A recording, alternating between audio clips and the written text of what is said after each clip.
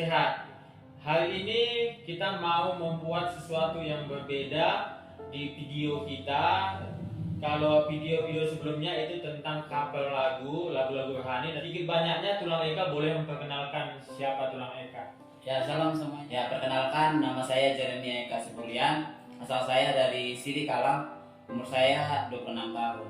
Ya, itu mungkin perkenalan singkat yang bisa saya beritahukan. Oke, sudah perkenalannya. Pertanyaan apa? Saya langsung ke pertanyaan simpel sih. Bagaimana kabar Tulang Eka? Ya, luar biasa, sehat, puji Tuhan. Hubungan baik juga dengan Tuhan. Jadi Tulang, coba ceritain kepada kita semua bagaimana maksudnya cerita atau pengalaman Tulang mengenal Tuhan atau pengalaman apa yang Tuhan sudah buat bersama-sama dengan Tulang.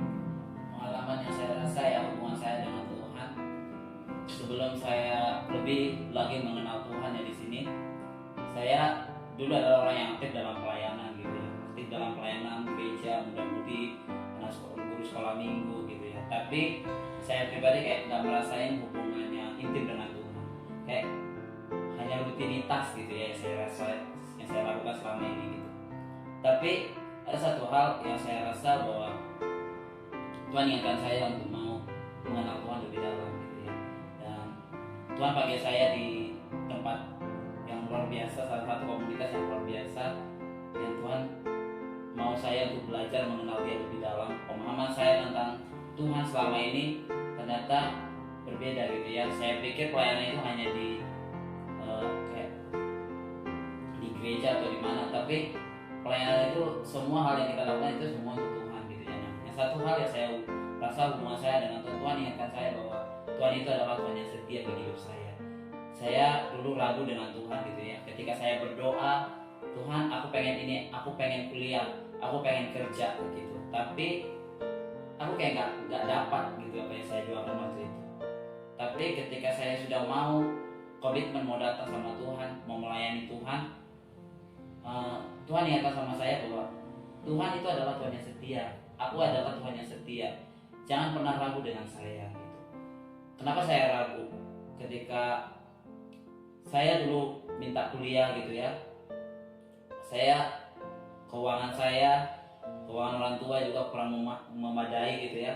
Saya minta sama Tuhan, Tuhan cukupkan gitu. Tuhan tolong saya kalau memang Tuhan izinkan saya mau kuliah.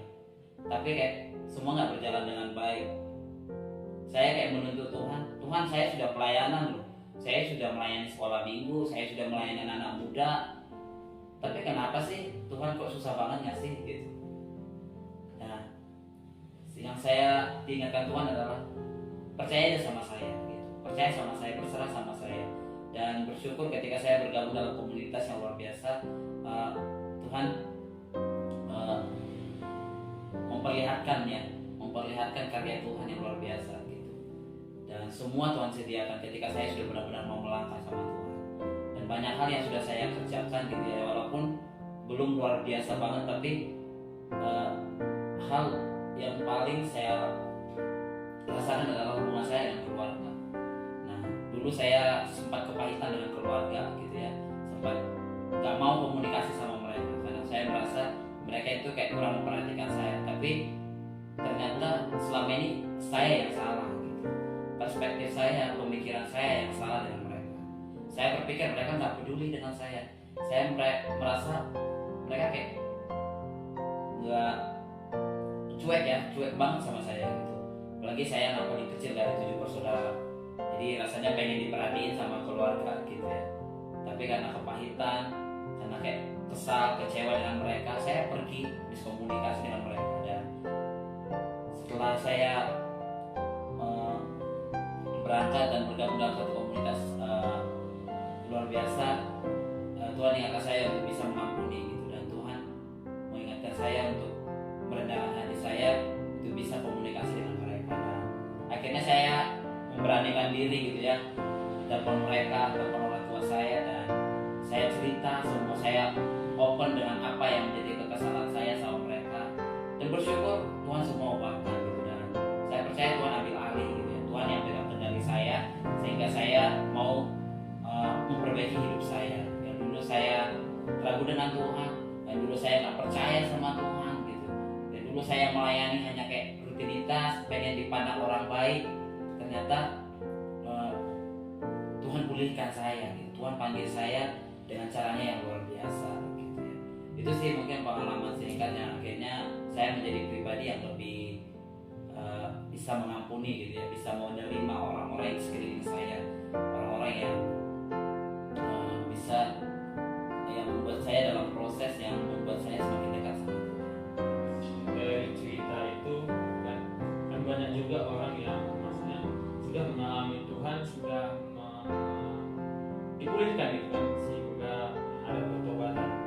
Terus pertanyaannya, kenapa pulang pilih itu gitu? Kenapa pulang nggak bisa, "Ya udahlah saya kerja saja, saya udahlah terus di sini aja gitu." Kenapa tuh pulang harus pilih untuk tidak setia dengan panggilan Tuhan?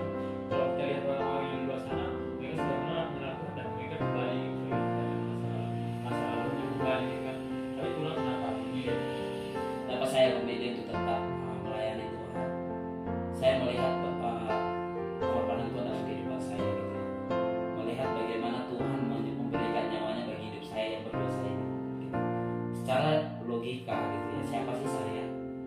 Saya udah berdosa, sudah banyak hal yang saya lakukan yang tidak berkenan di hadapan Tuhan, gitu. Tapi ketika Tuhan sudah panggil saya, ketika Tuhan sudah kayak, ayo mau datang sama saya gitu, mari ikut dengan aku gitu. Ya, saya sudah merasakan yang hubungan saya dengan Tuhan. Saya sudah merasakan bagaimana kebaikan Tuhan atas hidup saya, yang sudah memberikan hidupnya untuk saya bisa kembali ke jalan yang Tuhan kasih, gitu ya, ke jalan yang benar.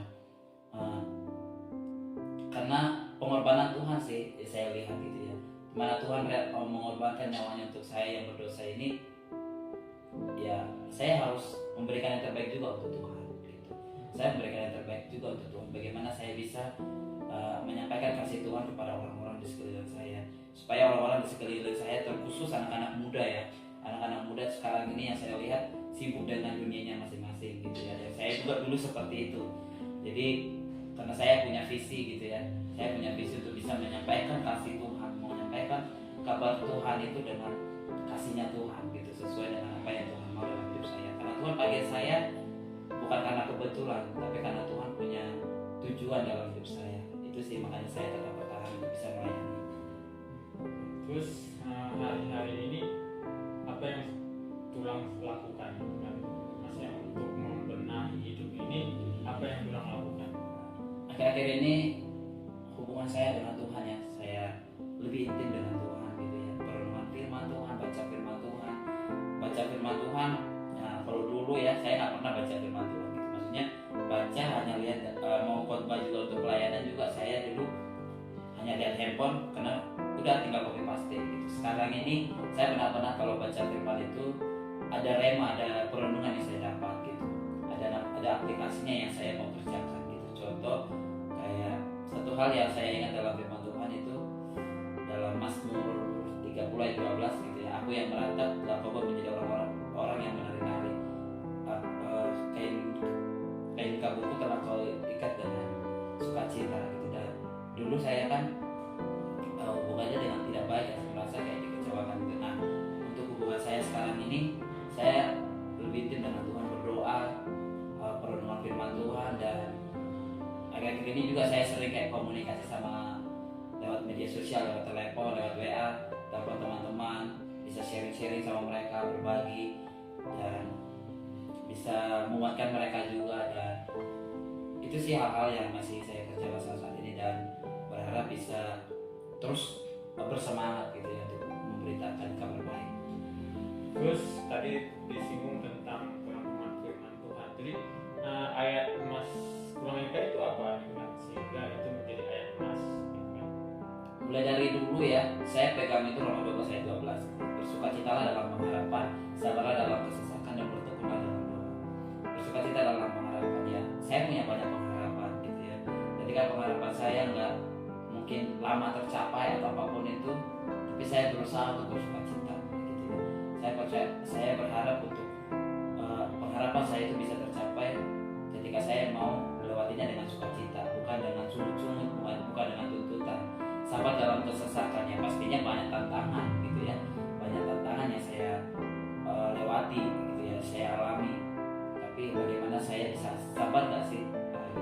sabar gak sih saya bisa melewati tantangan itu? Karena mengikut Tuhan itu banyak tantangan gitu ya. Mengikut Tuhan itu banyak tantangan dari teman-teman, dari lingkungan, bahkan dari media sosial gitu ya. Tapi saya mau melawan itu gitu ya. Saya mau melawan itu dengan firman Tuhan gitu. Dan terakhir bertekun dalam doa. Ya benar, ketika saya mau bertekun dalam doa, benar-benar mau memberikan hati saya mau percaya penuh sama Tuhan, semua Tuhan sediakan. Itu yang menjadi perenungan saya, dan itu ayat emas saya dalam hidup saya gitu. Singkat cerita tulang gitu kan, maksudnya udah berbagi tadi tentang kehidupan, bagaimana Tuhan tolong, terus maksudnya apa pesan-pesan tulang untuk teman-teman yang menonton gitu kan hari ini.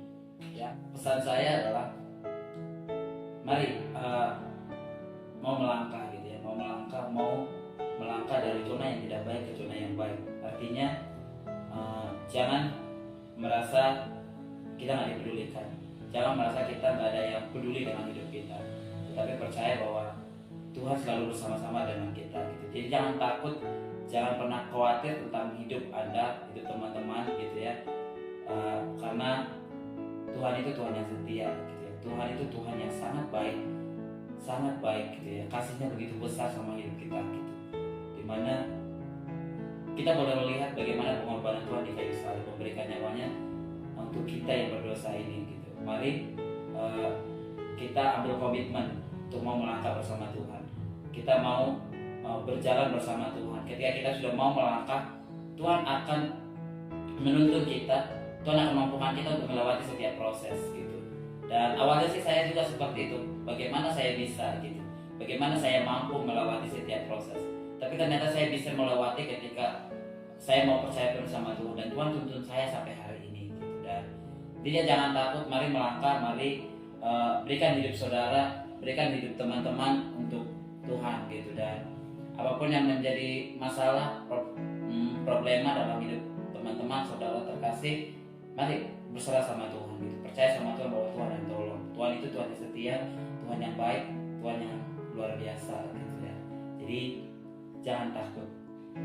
Oke tulang, terima kasih buat waktunya singkat gitu kan, tapi saya percaya teman-teman yang menonton pasti diberkati, saya saja diberkati gitu kan. Jadi teman-teman, itu perbincangan kami tadi teman-teman. Terima kasih sudah setia untuk menonton kami, dan jangan lupa untuk terus dukung kami, untuk kami menjadi orang-orang yang setia di dalam Tuhan. Begitu juga teman-teman semuanya. Tuhan menolong setiap kita, Tuhan inginkan kita dipulihkan gitu kan. Tuhan tidak membuat perbedaan baik itu orang kaya atau miskin, tapi Tuhan mengasihi setiap kita semuanya. Jadi jangan pernah takut, jangan pernah khawatir apapun itu yang kita hadapi, tetap andalkan Tuhan. Terima kasih, Tuhan memberkati. Shalom. Shalom.